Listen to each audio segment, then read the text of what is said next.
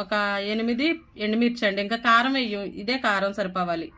కొంచెం సాల్ట్ అండి, కొంచెం ఆయిలు, జీలకర్ర, చిన్న ఉల్లిపాయ అండి, ఇవి మాత్రం సరిపోతాయి. పొయ్యి అయితే వెలిగించుకుందామండి.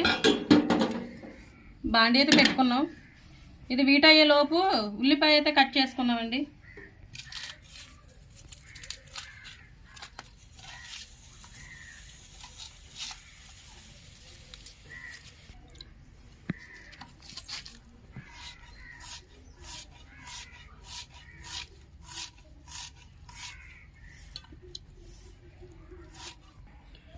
బాండ్లో అయితే వీట్ అయిందండి. ఆయిల్ అయితే వేసుకుంటున్నాను.